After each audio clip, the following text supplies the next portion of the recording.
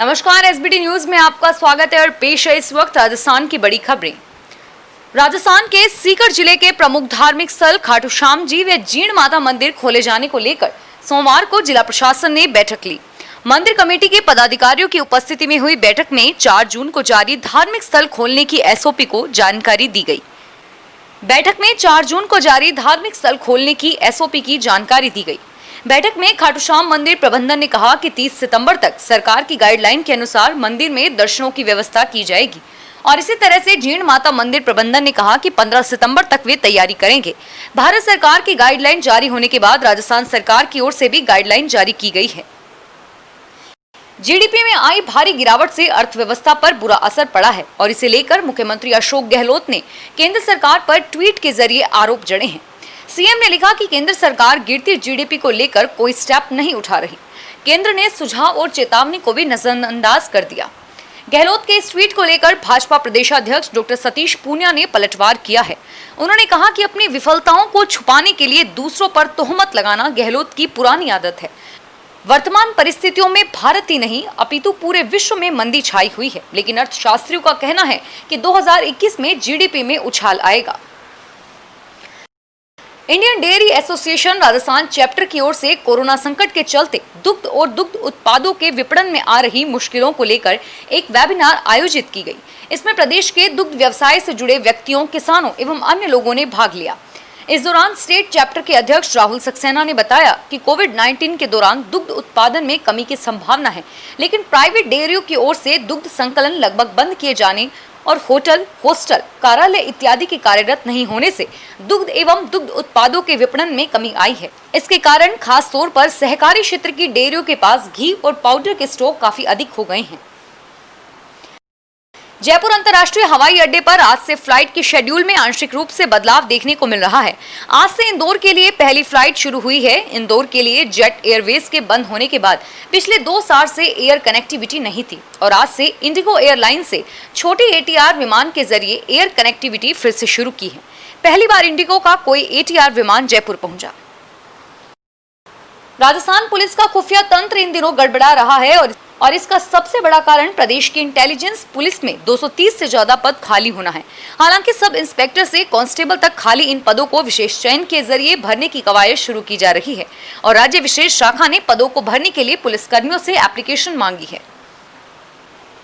EWS LIC वर्ग के लिए मुख्यमंत्री जन आवास योजना के तहत जयपुर में आवास बनाकर देने के मामले में जेडीए अधिकारियों का बड़ा और गैर जिम्मेदाराना रवैया सामने आया है। सरकार और अफसरों के बदलने का असर है कि 36,000 लोगों के फ्लैट भी अटक गए हैं। पूर्ववर्ती भाजपा सरकार ने राजधानी में मुख्यमंत्री जन आवास योजना के तहत एक के बाद एक 58 प्रोजेक्ट को मंजूरी दी और इनमें से 36,000 फ्लैट बनने थे। कुछ बिल्डर्स ने तो काम करना शुरू कर दिया और कुछ के प्रोजेक्ट 2 से 3 साल बीत जाने के बाद धरातल पर नहीं आ पाए हैं। अखिल भारतीय विद्यार्थी परिषद ने आज जयपुर में जेईई परीक्षा में शामिल हुए परीक्षार्थियों को मास्क और सैनिटाइजर का वितरण किया। परिषद के कार्यकर्ता कूकर स्थित आर्या कॉलेज पहुंचे और विभिन्न जगह से आए हुए विद्यार्थियों को सैनिटाइजर और मास्क बांटे। इस परीक्षा में शामिल होने वाले परीक्षार्थियों के लिए टोल फ्री नंबर भी जारी किए गए हैं और इन नंबर पर कॉल कर परीक्षार्थी कभी भी किसी भी समय परिषद से मदद ले सकते हैं। देश भर में एमबीबीएस करने वाले छात्रों को नए सेशन से कोविड-19 महामारी के बारे में भी पढ़ाया जाएगा। एमबीबीएस में 80 घंटे का नया कोर्स महामारी प्रबंधन जोड़ा गया है। कोरोना वायरस के इतिहास से लेकर उपचार, सामाजिक व कानूनी पहलुओं का अध्ययन शामिल है। मेडिकल छात्रों को महामारी के दौरान संक्रमण नियंत्रण, रोग प्रबंधन, महामारी प्रबंधन, अनुसंधान, संवाद और गहन देखभाल के बारे में पढ़ाया जाएगा। और इतना ही नहीं, अब तक फले जैसे रोग, flag, cholera, Asian flu, swine flu, HIV के साथ साथ कोविड-19 के केसेस, डेथ रिकवरी, संक्रमित केसेस व डेथ कंट्रोल प्रबंधन की पढ़ाई भी करवाई जाएगी। इसके अलावा मौत से लड़कर किस तरह से कोरोना को मात दी गई है, इस बारे में भी जानकारी दी जाएगी।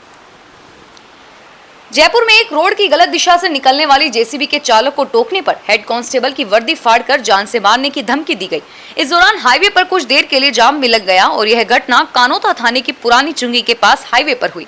हेड कांस्टेबल रामचरण जाप्ते के साथ ड्यूटी पर तैनात थे और सामने से एक जेसीबी गलत दिशा से निकल रही थी, जिस पर हेड कांस्टेबल ने चालक को रोका तो जेसीबी को खड़ा करने को कहा और इसी बात से चालक नाराज हो गया और पुलिस जाप्ते से अभद्र व्यवहार करने लगा। उसने फोन कर जेसीबी के मालिक तथा आसपास 10 लोगों को मौके पर बुला लिया। अलवर जिले के रामगढ़ क्षेत्र में ओडेला, मानकी, सेथली, घेगोली सहित अन्य कई जगहों की अंधाधुंध अवैध खनन और ग्राम खेड़ी डोली कई गांवों में नदी से लगते क्षेत्र में बजरी खनन बेलगाम हो गया है। इससे पर्यावरण में अरावली की संपदा और ज्यादा चौपट होने लगी है। जिम्मेदार अधिकारी भी अब आंखें फाड़ कर देखने के अलावा कुछ नहीं कर रहे, जो आपस में मिलीभगत के बिना संभव नहीं है। माफिया की दुस्साहस इतना हो चुका है कि पहाड़ों के ऊपर तक रास्ते बनाकर अवैध खनन होने लगा है। अवैध खनन से क्षेत्र के पहाड़ समाप्त होने की कगार पर हैं। आसमान छू रही सब्जियों की महंगाई ने आम उपभोक्ताओं की परेशानियों को बढ़ा दिया है। सब्जियों के साथ साथ आलू, प्याज व अन्य टिकाऊ सब्जियों के दाम में भी लगातार इजाफा हो रहा है। बीते 2 महीने से हरी सब्जियों की कीमतें 3 गुनी हो गई है और बरसात के मौसम में सब्जियों की महंगाई से जल्द राहत मिलने के आसार नहीं दिख रहे। भिंडी और तोरी की खुदरा कीमतें बीते 2 महीने में तिगनी हो गई है तो करेले की कीमत चौगुनी हो गई है। आलू और प्याज भी दोगुने दाम पर बिक रहे हैं। थोक व्यापारी कहते हैं कि बरसात के चलते आवक कम है, जिसके कारण दाम में इजाफा हुआ है। प्याज का खुदरा भाव 35 से 40 रुपए प्रति किलो पर पहुंच गया है तो आलू का भाव 30 से 35 रुपए प्रति किलो पर, और जबकि टमाटर का खुदरा भाव 60 से 70 रुपए प्रति किलो पर आ गया है।